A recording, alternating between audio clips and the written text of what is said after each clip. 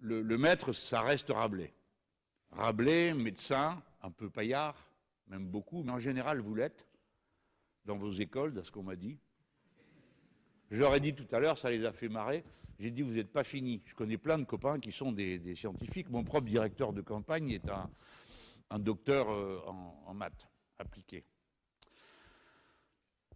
Alors, Rabelais, sa grande phrase, et je vous la propose pour la mettre quelque part dans votre besace, c'est qu'il dit ça au XVIe siècle, « Science sans conscience n'est que ruine de l'âme ». Il avait donc à la fois le pressentiment qu'il fallait des sciences dans une période d'obscurantisme. C'était pas rien que d'avoir principalement confiance dans la science et le savoir. Mais ce qui était extraordinaire, c'est de se dire à la fois ça et de se dire attention, il y a une limite à l'illusion technicienne ou scientifique qui est que nous avons une conscience d'être humain, qu'on doit toujours mesurer, à notre époque plus qu'à d'autres, l'impact des actes que nous posons par rapport aux autres. J'ai vécu dans un monde où, en gros, on se disputait très durement dans le domaine économique et social. Vous savez qui je suis et de quelle tradition je viens, du mouvement ouvrier, du socialisme et de cette vision du monde. Mais maintenant, je me dis que c'était presque simple. Parce que maintenant, le problème, celui-là, il est toujours là, plus le fait que le monde a été défiguré par un niveau d'inégalité qui prend des proportions comme ces 7 milliards de personnes qui n'a rien à voir avec 2. Et puis enfin, nous sommes devant le défi le plus grand, celui du changement climatique, qui fait que nous entrons dans une ère d'incertitude.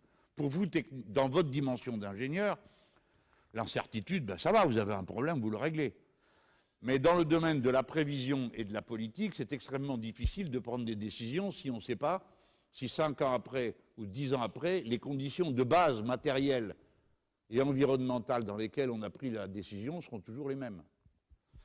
Voilà, bon, bah, c'est le défi de notre époque, plus le vôtre que le mien, compte tenu de nos âges respectifs. Il est possible que vous ayez à en voir davantage que moi.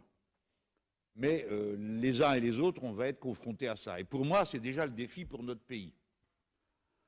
Là, on entre dans le moment où les décisions qu'on n'aura pas prises, ça ne sera pas rattrapable. Voilà. Alors vous avez plutôt, bon, ce n'est pas une surprise pour vous, hein, vous avez un rôle, une place qui n'est pas celle de tout le monde, puisque vous êtes les maîtres d'œuvre des solutions. Pour des gens comme moi, c'est très important. Je l'ai dit à vos collègues, je vous le redis, j'ai vu des décisions politiques prises par des braves gens, des gens soucieux des autres, être incapables de changer quoi que ce soit parce qu'il n'y avait personne pour le faire.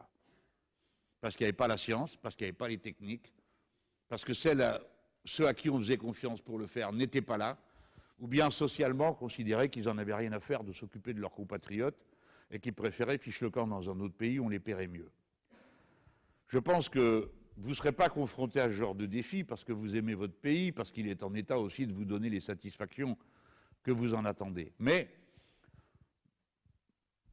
pour moi, c'est important de savoir que vous êtes là. Avec tout ce que j'ai vu tout à l'heure, d'abord, je ressors avec un moral comme ça, parce que je commençais à me désespérer.